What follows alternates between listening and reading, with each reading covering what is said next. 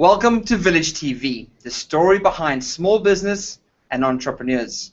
My name's Sean Krobler, and I'm joined by Linda Murray to talk about creating a business you love. Linda, welcome to the show. Thank you, Sean. Great to be here. Absolutely. I'm really excited by this show because being in business is such a fantastic thing, and it's something so many people in business love. They just love what they do. They love what they're doing, but there is a difference of it. So Linda's going to talk to us about how we can create a business we really, really love and works for us.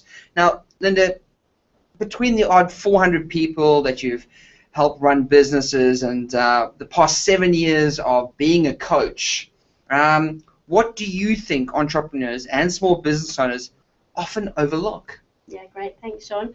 A repetitive theme that I see is that people get into small business with a whole raft of ideas and intentions. So more time flexibility, more money. What happens is a year or so down the track, reality often doesn't actually match that original intent. And I think the reason that that's happened is because they had the idea of what they were going to create, but then they didn't actually commit to constantly creating that business that they love, and really focusing on what that is and making sure they're reinforcing that all the time. Yeah, and I guess, business coaching, often people think business coaching is someone who helps people become more profitable, grow their business, and help them go through those steps. But you touch on something a little different with your coaching and how you work with your clients. Yeah, absolutely. Look, I think it's about looking at the head side of business, but also the heart side. Obviously, you have to create a profitable business. No profit equals no business pretty quickly. So absolutely, I work with clients on that commercial strategy side of their business and also building their business acumen as owners. But I do think if you're going to put your blood, sweat and tears into your small business, which is what most business owners do. Well, it's really a lot, is that you should be creating something that you really do love, something that really ticks you over and turns you on. And how do you go about achieving that? Yeah, sure. Look, I think there are a number of ways, many of which also get overlooked.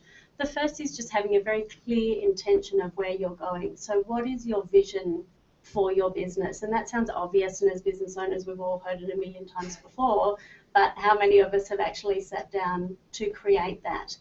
Now, it's got to be something that's very specific. So not just I want to grow a business or I want to make more money, but specifically, so I want to take $300,000 out of my business this financial year. Have a very clear plan and something definite. I guess that means that you actually know if you've got there and you've got some ROIs on your actual business performance. Absolutely. And if you're on your way there but not going to make it, what do you need to tweak and change to get that result? The other thing is your vision's got to be something really compelling and captivating for you, so that's motivating enough. We all know in business there are days that are a little trickier than others. Yes. So the bigger your why is, as I call it, the better. So I guess it means that you've got a reason and a passion to work 12-hour days, if that's what it takes. I don't encourage working 12-hour days. We can talk about business design in a second. But yeah. Another day. Yeah, exactly. So, I mean, a great example recently, we had the Winter Olympics in Sochi, and looking at those athletes, they train so hard for so many hours every day. Yes. There would be days when getting up and training was the last thing they felt like. Yeah. But it was their why, their vision was so big that that's what actually helps them overcome any lack of motivation that they might be experiencing. So absolutely create your business plan. I don't recommend a 50-page business plan that gets put in the bottom drawer and never looked at again. I think if you can sum it up in a one-pager as to something compelling that you're trying to create.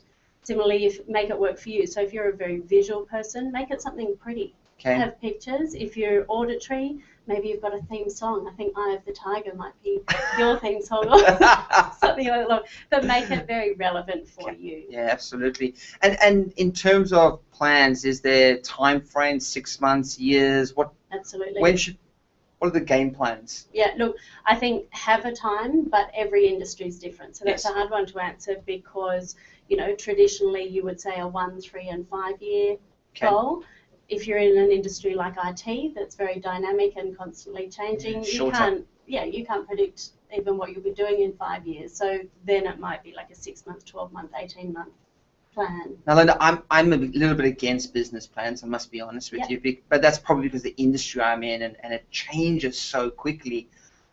How do businesses make sure that they're able to adjust and have some form of flexibility with their growth plan in their business? Yeah, I think these days you have to set out with an intent to innovate. Innovate, yeah. You know, that's just got to be your plan, even if you don't know what that means yet or what that will evolve into. Absolutely. Just that knowing that you will constantly need to innovate.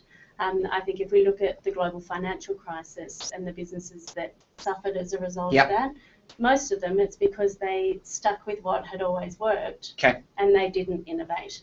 The other thing I think is also making sure that your professional goals are very aligned with your personal goals. Okay.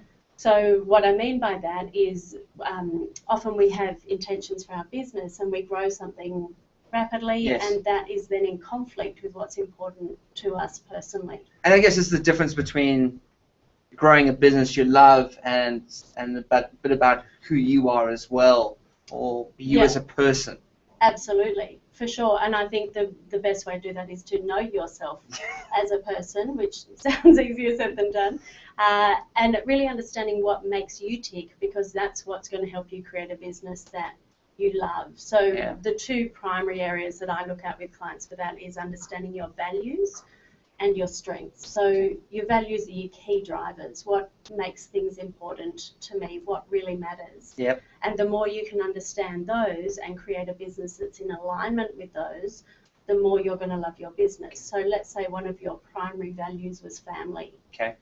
You're more inclined to make sure you're always out the door at 5 o'clock to get home to spend time with your family. If you're not doing that, therefore you've created a business that's not in alignment with your values. Working 12-hour days. For example, you're going to quickly feel resentful. And you'll not enjoy your business anymore. Absolutely. So it's that whole, I call it swimming downstream. Okay. When you create a business in alignment with your values, it feels easy and you enjoy the process. Okay.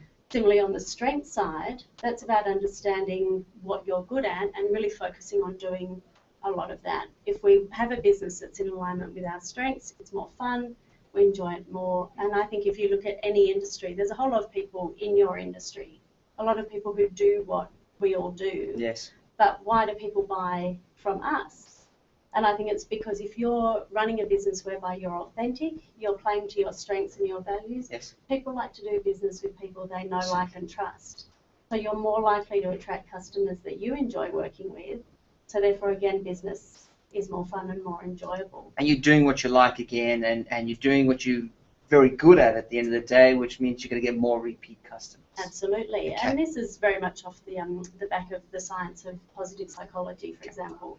The science of human flourishing is understanding what makes us tick, and the traditional model was always we looked at our weaknesses and saw them as opportunities for growth. Yes. Really what we've now learned through science is if you focus on your strengths, your opportunity to leverage and capitalise is so much more. So again, professional athletes, they don't pick a sport that they're really terrible at and think I'm going to work hard to become number one in this. They pick a sport that they're already reasonably talented in and enjoy, and then really concentrate on that mastery towards that. Okay. We should be doing exactly the same thing in business. So I'm not good at accounts, get an accountant. Outsource. I'm a big fan. What else can people do to create a business they truly love? Yeah, well, look, resourcing and outsourcing is another good one. And just on the values and strengths, feel free to go to the resources page of the athenacoaching.com.au website, whereby I've got some profiling tools where you can actually go through the process of ascertaining your values and strengths. Great. While I'm talking resources, what else people can do is stop trying to reinvent the wheel. We tend to make life very hard for ourselves. There are great resources out there. I was digging through my business bookshelf this morning, and here are two. You Inc. by John McGrath, fantastic way of creating a business that you love. Business model generation. Again, this is the head side of the business. Great, the handbook for visionaries, that one. Oh, really? I've read You Inc. and I got to say it was a fantastic book to read. Yep. It's not a heavy book. It's something you can get some great tips and implement stuff in your business straight away. I haven't read the Business Model Generation. It's fantastic. So basically, what is it? So what game changers. What are we doing? Yeah, look, it is the book of creating Okay. business models. So this is sort of business 101, but made very easy and very visual. Oh, they're pictures. I like it already. We like pictures. And that does actually give you the business model Okay. that you can apply to your business. Okay, great. And this is what we've got on our board at the moment. Great. The business canvas. Yeah, Great. absolutely. So tools like this are invaluable.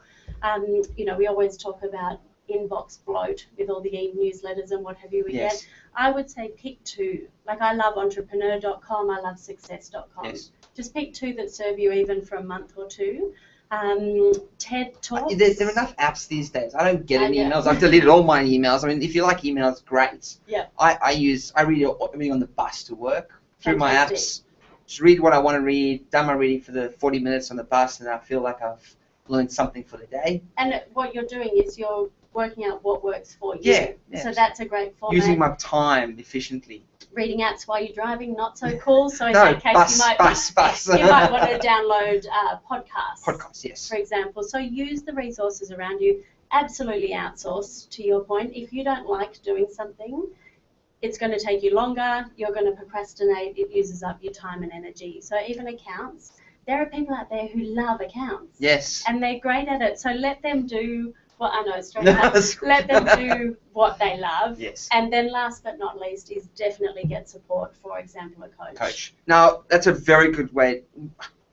There's so many coaches out there. Mm-hmm. Some very good ones and some, let's just say, not very good ones. And how do you go about choosing the right coach for you or for someone else out there? What advice would you give? Look, the coaching industry is at the latter stages of its infancy, I would say. People now understand something about what coaching is. And the benefit for it as well. Sure. Having said that, there are no barriers to entry. So you can call yourself a coach tomorrow. Anyone can. And this is why it's a very swollen market, and there are some average ones.